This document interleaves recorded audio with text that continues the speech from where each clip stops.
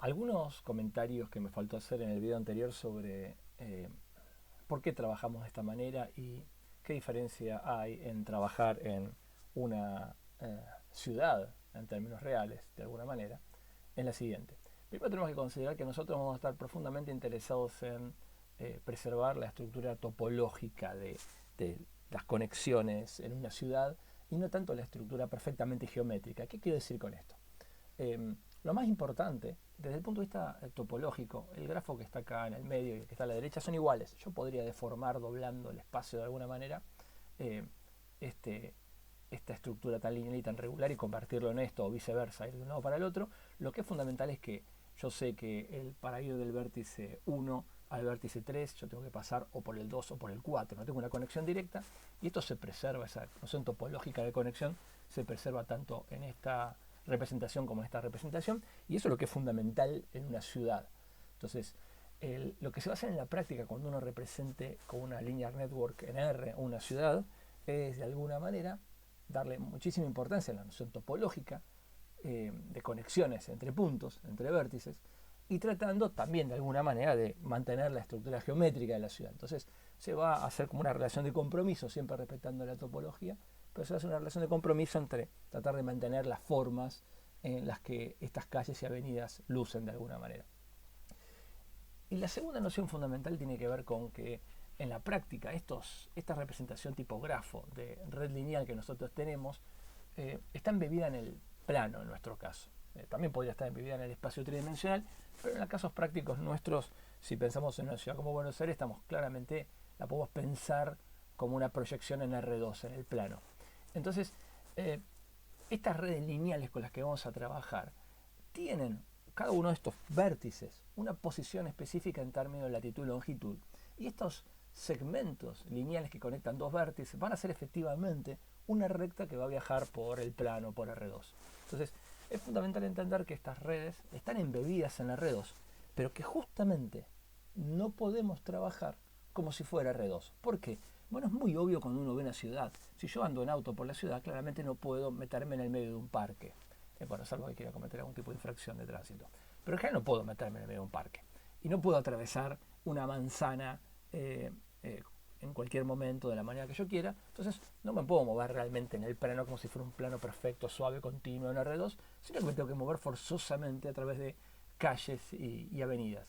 Entonces, esta idea de que vamos a trabajar sobre una red lineal que está embebida en el plano y la tentación de trabajar como si realmente nos pudiéramos mover en el plano nos va a traer una serie de inconvenientes, porque vamos a intentar pensar las cosas como si fuera un plano, pero va a tener sus problemas. Por ejemplo, pensemos, y esto también está sacado de este libro, me parece un lindo ejemplito, pensemos en los puntos que están en esta región rectangular de la izquierda.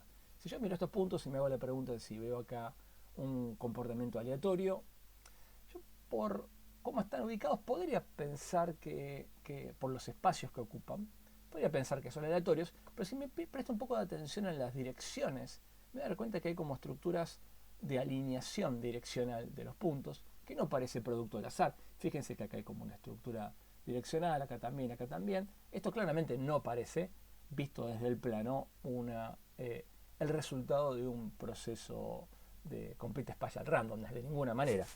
Eh, Sin embargo, y ahora mostrando de dónde vienen estos puntos son ubicaciones sobre calles de la ciudad de Chicago.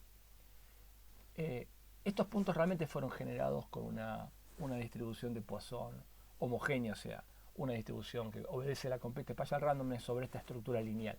Entonces, no es lo mismo preguntarse si existen patrones y caracterizar esos patrones pensando que estamos trabajando en un plano, que hacerlo pensando que estamos trabajando, como es en este caso efectivamente, en una linear network. Las nociones de patrones y de señales que aparecen en una linear network van a ser necesariamente completamente distintas a aquellas que aparecen en un plano, por más que la linear network esté realmente embebida en el plano. Entonces, fíjense que si nosotros queremos caracterizar de alguna manera el fenómeno de ubicación de puntos en una linear network, no podemos usar estas nociones con las que venimos trabajando libremente en el plano. Otro ejemplo fundamental, pero evidente, pero es importante que hacer énfasis en esto, es la noción de distancia, ¿no? Uno quiere trabajar en un espacio métrico, para eso uno tiene que definir los elementos con los que vamos a trabajar, una métrica o una noción de distancia. Y entonces pensemos en este caso, siguiendo el mismo ejemplo, que tenemos tres puntos, el punto amarillo, el punto rojo y el punto azul. Desde el punto de vista del plano, si pienso en el espacio métrico con la métrica euclídea, es clarísimo que el punto rojo es el punto más cercano al amarillo, en oposición al azul, que está más lejos. Desde el punto de vista euclídeo es cierto, el punto rojo está más cerca del amarillo que el punto azul. Sin embargo, desde el punto de vista de la linear network, claramente el punto azul está más cerca. Para llegar del amarillo al punto azul, yo hago este camino y llego antes, recorro menos distancias que la distancia que me lleva a llegar del amarillo, haciendo este recorrido al punto rojo. Y fíjense que automáticamente cuando pensé en ir del amarillo al rojo, instintivamente pensé en este camino y no pensé en este otro camino, que también me llevaría al punto rojo. Porque instintivamente pensé, y esta es la definición formal con la que vamos a trabajar, en la distancia del camino más corto, que es esta y no es esta. Y es bastante fácil mostrar, pero esto se cumple, que en un grafo la distancia más corta entre dos vértices realmente define una métrica con todas sus propiedades, ¿no? Que si dos puntos son iguales, entonces la distancia es cero, es simétrica, es positiva y respeta la desigualdad triangular. Y esa va a ser la noción de distancia, de métrica que vamos a usar en una red lineal. Vamos a abandonar la distancia euclídea y vamos a usar la distancia del camino más corto, que es la distancia razonable, por ejemplo, para manejarse en una ciudad. Si yo tengo que ir del punto amarillo al rojo, no puedo atravesarme este segmento, no me sirve la distancia euclídea, y vamos a tener que usar la distancia del camino más corto, y eso es lo que realmente vamos a usar. Fíjense, y este es un lindo ejemplo que tiene el libro, que es, por supuesto, vamos a ver el ejemplo anterior, la distancia euclídea es una cota inferior a la distancia del camino más corto. Nunca la distancia del camino más corto puede ser más chica que la distancia euclídea. En general, en una ciudad, la distancia del camino más corto tiende a ser casi estrictamente mayor que la distancia euclídea, salvo que tenga mucha suerte y esté justo en una avenida completamente recta, donde va a coincidir. En general, la distancia del camino más corto es más grande que la distancia euclídea. Pero un análisis interesante es comparar ambas distancias. Acá los autores lo que hicieron es agarrar una serie de localizaciones en un suburbio de Tokio y compararon. En el eje horizontal está la distancia euclídea entre los puntos y en el vertical está la distancia del camino más corto. Por supuesto, acá la línea punteada es la identidad. Fíjense que la mayor parte de los puntos, por supuesto, no caen ni siquiera sobre la línea punteada, caen por arriba, quiere decir que la distancia del camino más corto es más grande que la distancia euclídea. Pero una relación interesante que se puede ver es que si ahora miramos la relación, el cociente entre la distancia de camino más corto y distancia euclídea, que es lo que se ve en el panel derecho, vamos a ver que en una ciudad práctica como Tokio, pero lo mismo pasaría en Buenos Aires o en Nueva York, la relación entre la distancia euclídea y la distancia del camino más corto tiende a parecerse cuando hablamos de distancias grandes. Y eso ocurre realmente en una ciudad.